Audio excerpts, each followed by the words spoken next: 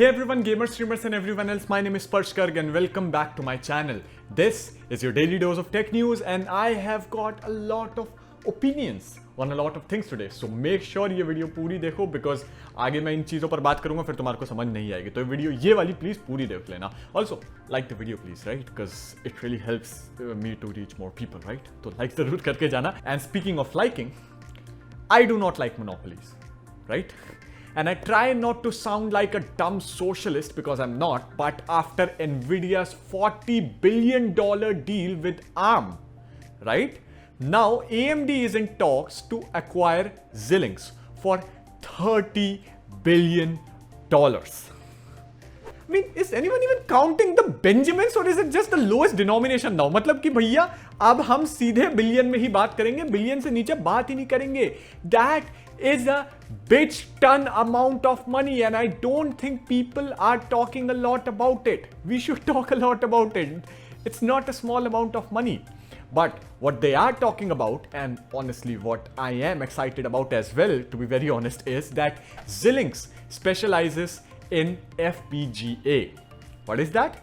That is field programmable gate arrays, which is a totally different kind of processor, and they are also what Nvidia used to manufacture their G-Sync monitor modules. So now it's getting interesting. But the bigger thing here is everybody that AMD might be thinking of using FPGAs in scaling the next generation of Ryzen processors that will come after the Ryzen 5000 जो कि हमारे को अभी मिलने वाले हैं, and their future GPU lineups as well. इसका मतलब क्या है? इसका मतलब ये है that this could allow the interconnect between the GPUs and the CPUs like never before has been seen ever, literally ever, and I am scared of it. Okay? मैं डरा हुआ क्यों हूँ? Yeah, I'm sorry, I am, because think about it. Team Red, Team Blue and Team Green तीनों ही future में GPUs and CPUs तीनों बनाना चाहती हैं. What if, and this is just a possibility and you can call me a stupid nerd to even think about it, but what if in the future these guys just start locking out the features? Like अगर तुम्हें हमारा एक feature use करना है तो तुम्हें AMD के ही GPUs और CPUs दोनों लेने पड़ेंगे, चाहे तुम्हें दूसरी तरफ तुम्हारे GPUs के लिए बेटर डील मिल रही हो और तुम्हारे को ज्यादा काम जो होता है उस वाले GPU में भी काम हो जा रहा हो और इस वाले में भी हो रहा हो, लेकिन सिर्फ एक चीज की वजह से जो तुम्हारे लिए जरूरी है, तुम्हारे को AMD का ही GPU लेना पड़ेगा. मैंने AMD का नाम इसलिए यूज किया है because they are the underdog now, और कोई ऑफेंड नहीं होगा AMD के उससे. Nvidia या इंटेल का नाम यूज करते हैं डेफिनेटली ऑफेंड हो जाते हैं, लेकिन समझ रहे हो ना, उन्होंने फीचर लॉक कर दिया. अब जैसे आजकल RGB में होता है, तुम किसी भी एक सिस्टम की RGB लाइट को, जैसे कि अगर तुम Asus का मदरबोर्ड यूज कर रहे हो और उसमें तुम Aura Sync यूज कर रहे हो, तो गीगाबाइट के GPU की RGB को तुम कंट्रोल नहीं कर सकते, राइट? ऐसा ही अगर जो होता है हार्डवेयर में भी होने लगा, जो मेन हार्डवेयर होता है प्रोसेसर्स और GPUs में भी होने लग गया. So this is be a devastating thing for the customization argument of a PC. हमारे PCs बहुत कम कस्टमाइजेबल हो जाएंगे इससे, राइट? और better yet, maybe if we don't buy the same companies GPUs and CPUs, they won't be able to work at their full potential. तब तुम क्या करोगे?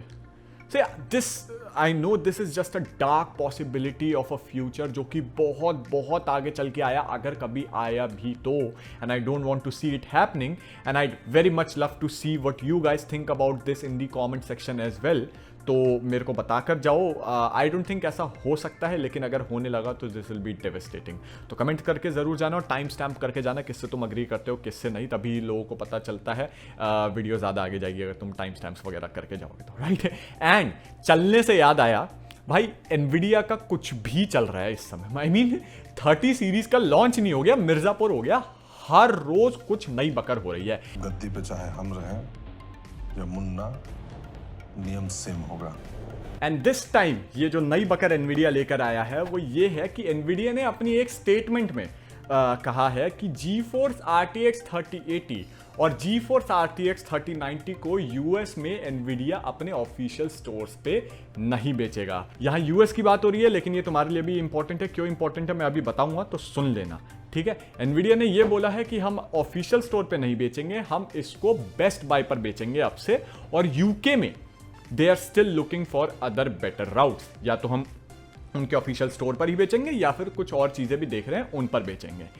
In their statement they said कि company ने आपकी बात सुनी है एंड एक तो सप्लाई भी बहुत कम है, ऊपर से बॉस प्रोडक्ट्स को लेकर चले जाते हैं, तो जितने सप्लाई है वो भी कार्ड्स तुम्हारे को खरीद नहीं पाते हो तुम, राइट? तुम्हारे को नहीं मिलते हैं। इसलिए while we work on Nvidia store we will keep selling the founders edition through the Best Buy. And to me, and I don't know why, but this already smells like a whole lot of bull.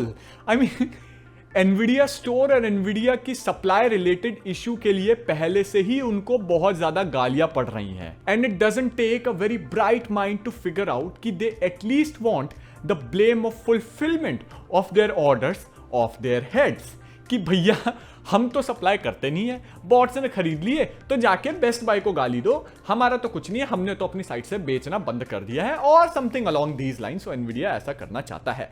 सो या यहां पे game चल रहा है pushing the blame, और मैं यहां पर यह सोच रहा हूं कि भाई इंडिया का क्या होगा? तुम यूके यूएस में जो होता है तुम्हारे बॉट्स लगे पड़े, यहां तो हमारे को अभी तक जो होता है ऑफिशियल स्टोर पे बिकने भी शुरू नहीं हुए हैं। And to be very honest guys, अगर यही हाल रहा तो I am really sorry, founders edition को इंडिया में आते आते 2020 का फरवरी या मार्च लग जाएगा, उससे पहले नहीं आना है वो।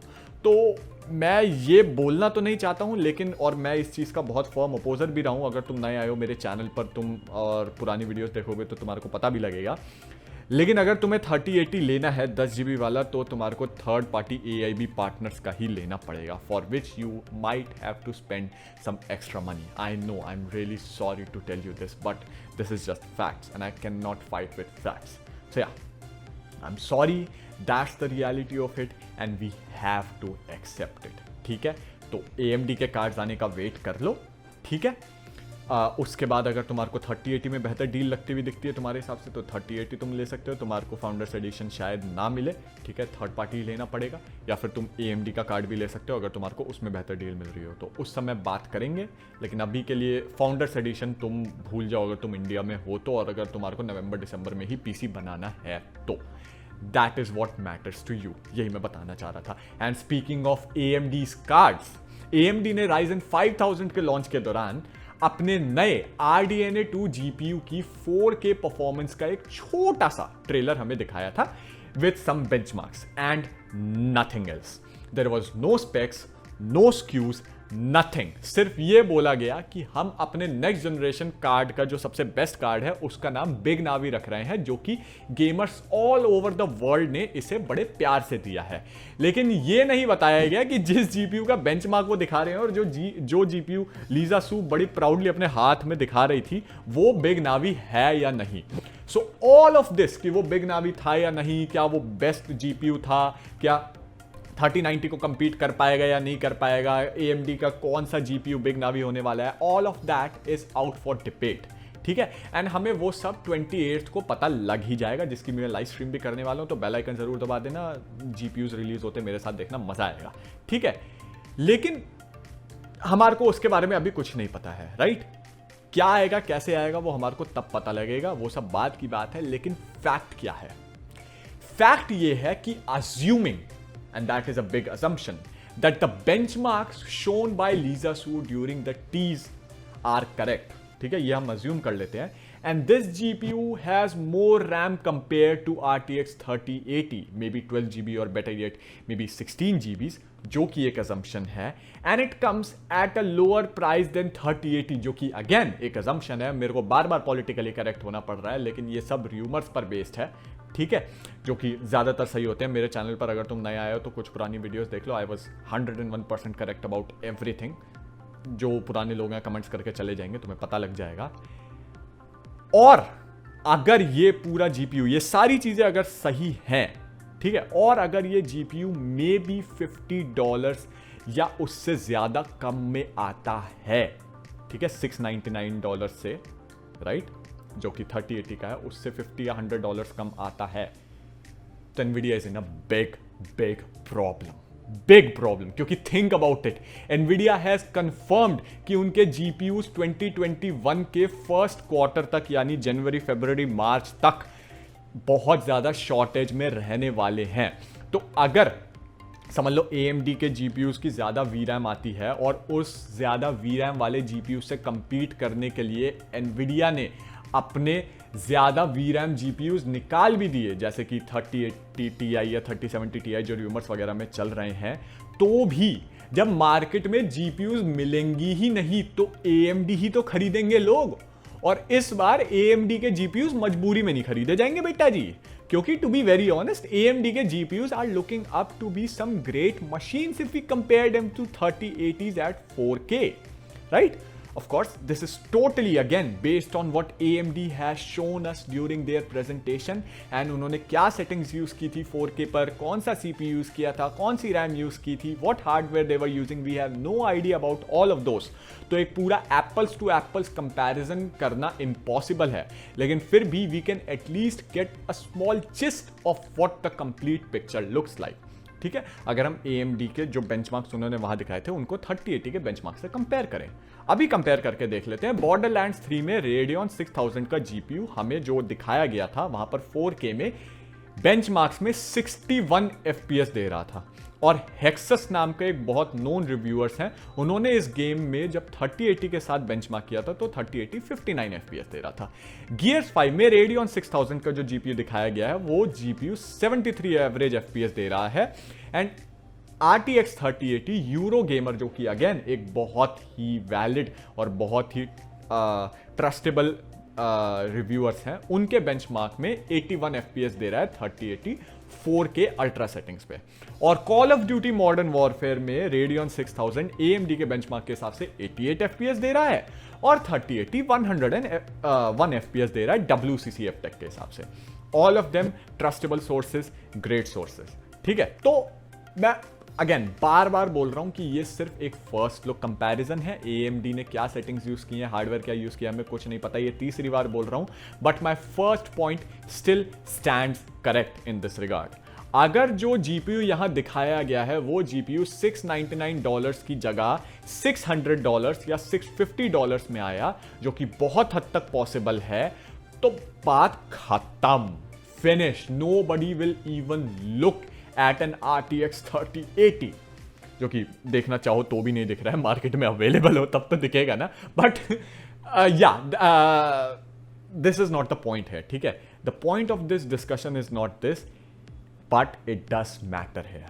The point here is that everything will again depend on the pricing that AMD comes out with. And I, for one, am very excited for the GPU war that is gonna commence in the near future. बहुत कम दिन बचे हैं and I'm very excited for it. Sounds so cool, right? GPU war. Let's go. It's happening. I love it. Love it. Finally, we will have some competition in the market. But that is happening in the far future and we have to wait for it. Just like we have to wait for my next video because we are out of tech news for today. लेकिन खुशखबरी ये है कि tech news के लिए तुम्हारे को ज़्यादा वेट नहीं करना पड़ेगा, क्योंकि वो तो मैं लगभग हर रोज़ निकालता रहता हूँ। If you hit like and get subscribed if you haven't already, तुम्हारे को टेक न्यूज़ मिलती रहेगी। नोटिफिकेशन बेल दबाकर जाना मत भूलना, because tech news is not a hobby. It is a way of life and you, sir, are a man of culture. Follow me on Insta for memes, on Twitter for opinions and tech news, जिसके बारे में शायद मैं video ना बनाऊं क्योंकि वो थोड़ी सी छोटी हो सकती हैं. And join my Discord server if you have any questions related to your next PC build. बहुत ज्ञानी लोग हैं वहाँ पे, तुम्हारी हेल्प हो जाएगी. Or you can just hang out with other men of culture there and share your memes for the meme review. हर चीज़, हर एक सोशल मीडिया के लिंक्स जो होते हैं डिस्क्रिप्शन में है, ठीक है. I'll see you next time with another great video on this channel. This is Parsh Garg signing off. Bye bye, Tata, see you and peace. Please be safe with your family, everyone. Bye bye.